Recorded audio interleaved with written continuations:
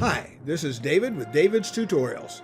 Today I'm going to show you how to take one long video recording and cut it up into elements of that recording. An example of this might be if you record a concert with a number of tunes being played and you would like to cut that video up into the different tunes.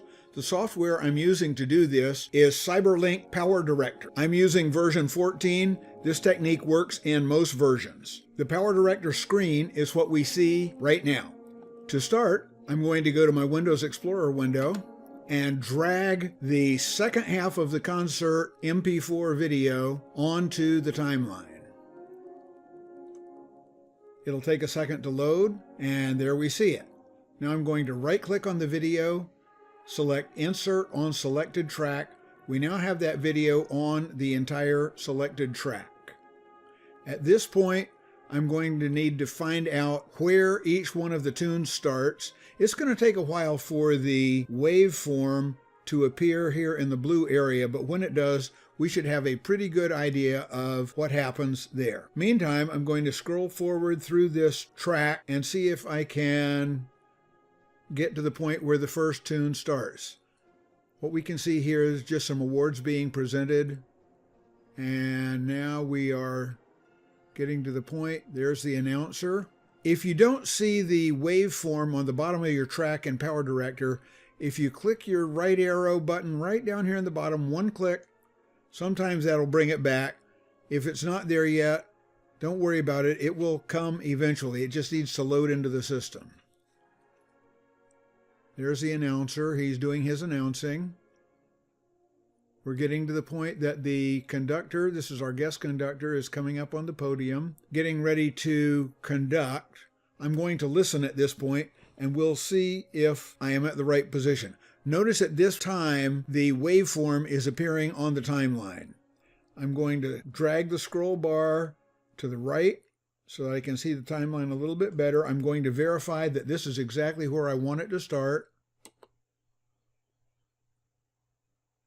That is exactly where I want it to start. And let me back that up.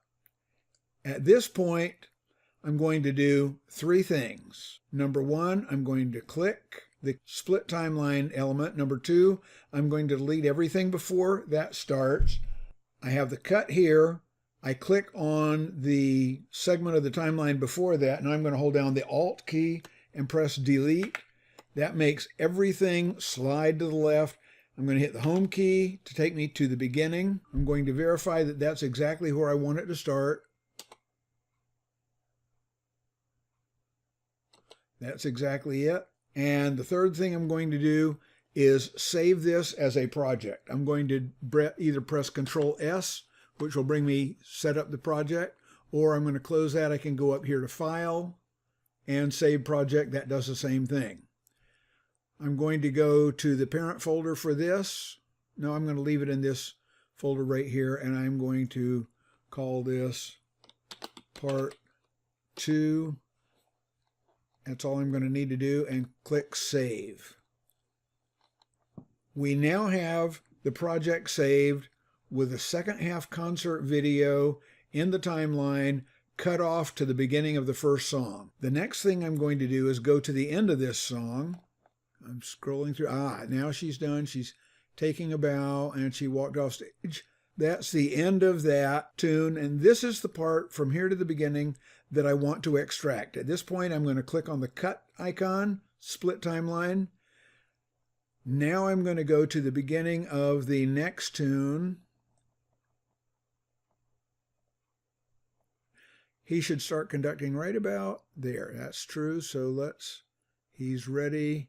I'm going to put another split right there. Now at this point, what we have is the thing I want to save is split. I have the interim stuff designated and split so that the rest of the concert is over here to the right.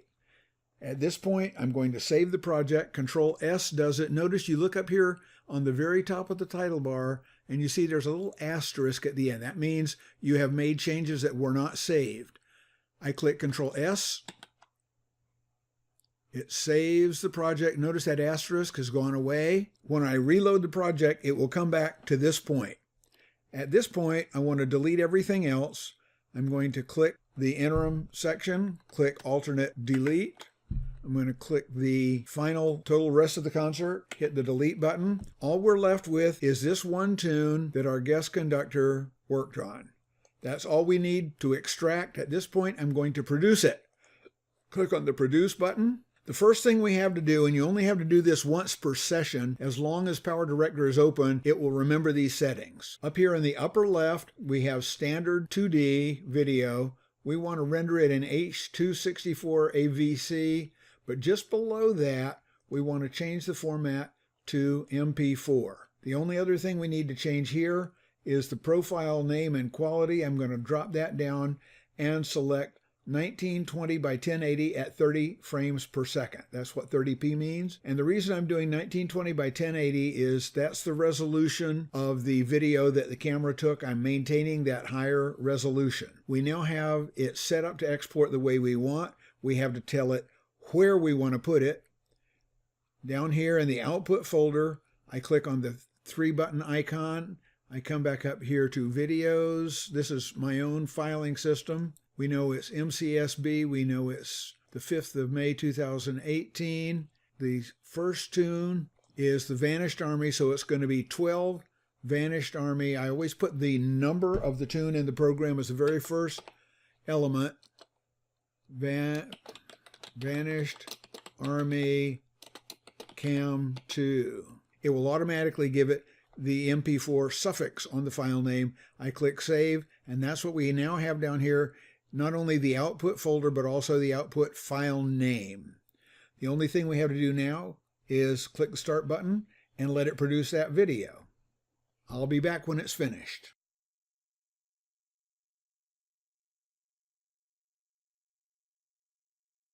As you can see, it took 1 minute and 9 seconds to render that video. We click back to the edit page. Now I'm going to go to the folder where I put that file and see if everything is kosher there. And that was 12 Vanished Army Cam 2 MP4. I'm going to double click on it, make sure it comes up and plays. And yes, it does.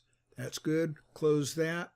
We are done with the first production. The second and subsequent productions are much easier. All you need to do is go up to File, Open Project, or you can click Control-O. We do not want to save the changes to the current project because it is the current project. We select the project that we saved. We open it, but we do not want to merge the files out of the old project with a new project. So I click No again. Give it a second. The project will open up in PowerDirector, and there we are ready to go. There's the first tune that we just rendered. I'm going to click on that to select it, alternate delete to get rid of it. This is the interim that we don't want to record, alternate delete to get that. And this is the next tune in the concert. Now the technique I'm about to show you here is applicable for all of the rest of the tunes in the concert. I look at the sound and see about where the end of the number is. I go up in the timeline. Notice I'm not on the playhead. I click and I drag to the right to expand it so I can see most of that one tune. You'll notice the sound waveform did not update, so if I click one time on this little arrow at the bottom, scroll arrow, it updates the timeline, and I can see that right about in here somewhere is the end of that particular number. Now I'm going to scrub with the playhead here to make sure that's what it is. And there's the end of it. That's all I want to get there. I'm going to click the split timeline button there. I'm going to find the beginning of the next tune, scrub ahead.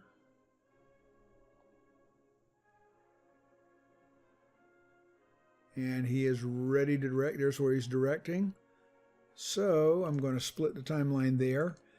The next thing to do after doing those splits is to save the project. Notice the asterisk by the file name. Control S to save it. And we're done. Now all I have to do is delete the part I don't want to produce, delete that part I don't want to produce, click on the Produce button. Notice in the second and subsequent renders, this is still set. We're still H.264 AVC, we still have MP4, and we still have 1920 by 1080. All we have to do is give it a file name. And we know this is going to be number 13. Scroll down and see what was my number 13. River of Life. Cam 2. I'm going to type that in. 13. River of Life. Cam 2. Enter. Here we have 13 River of Life Cam 2. And click Start. And it starts the production. And that will then render the second tune to its own file in the folder where I designated. That's really all there is to it. You can do all of the rest of the tunes all on your own. Hope you enjoyed this. If you're on YouTube, give us a thumbs up and click the subscribe button to be notified whenever we post another great tutorial. If you're not on YouTube, look down in the lower right corner, see that YouTube logo, click on it. It will take you to the YouTube website, and there you'll be able to give us a thumbs up and leave a comment. See you in the next video.